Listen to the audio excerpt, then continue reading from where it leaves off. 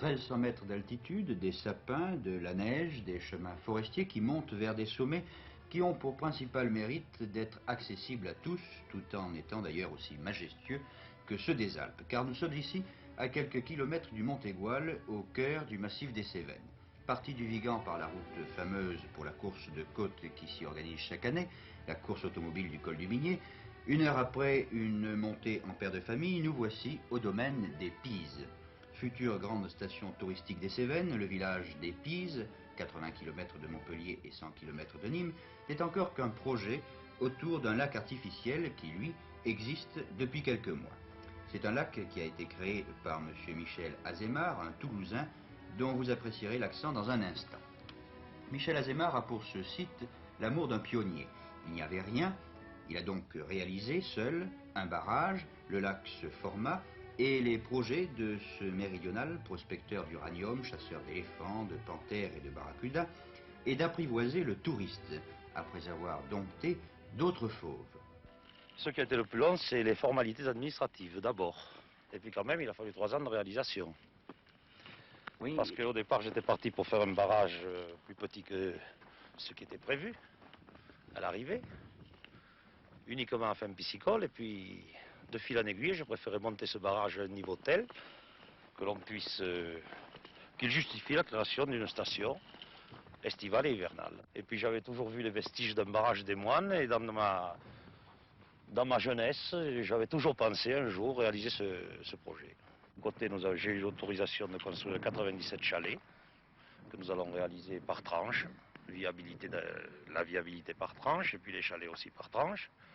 Ensuite, j'ai l'intention, plus tard évidemment, parce qu'il faut le temps de tout faire, de créer une piste de ski et il est possible un terrain d'aviation dans la plaine du Lingas que vous voyez au fond. Oui, ça peut devenir une station de ski, il y a assez de neige. En général, il y a de la neige, mais cette année, évidemment, c'est une très mauvaise saison au point de vue enneigement. C'est aussi un site estival extraordinaire. Parce qu'en oui, été, c'est surtout estival au départ. Vous avez l'intention de... D'abord faire une station estivale. Oui, avec du yachting. Avec yachting, avec canotage, mais pas de bateau à moteur.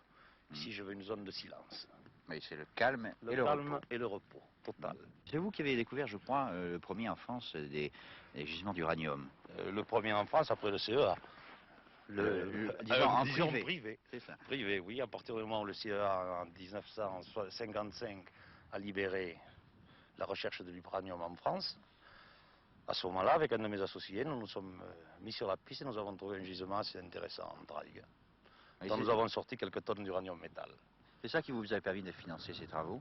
En partie. Parce que je l'ai fait uniquement par mes propres moyens. Personne ne m'ayant aidé et n'ayant eu aucune subvention. Oui, alors maintenant, qu'est-ce que vous allez entreprendre comme travaux? La première tranche, normalement, de viabilité cet été. Oui, avant la construction des chalets.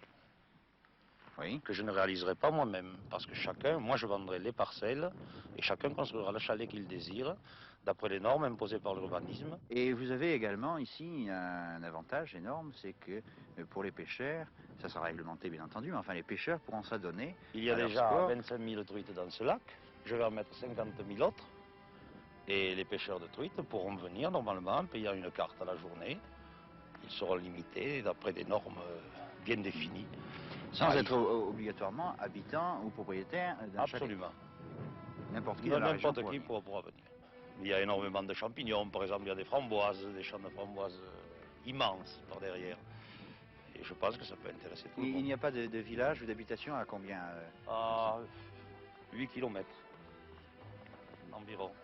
Donc pour les personnes qui viendront résider ici, ce sera le calme absolu. Plus complet. Et au point de vue altitude? C'est une très bonne altitude moyenne qui ne fatiguera pas les gens qui ont mal au cœur. Et si le cœur vous en dit, le syndicat d'initiative du Vigan vous donnera tous les renseignements sur cette future station touristique cévenole que l'on devra à l'imagination et à l'énergie d'un seul homme. C'était, je pense, un hommage à lui rendre, autant qu'un reportage touristique utile à la connaissance de cette région trop longtemps délaissée.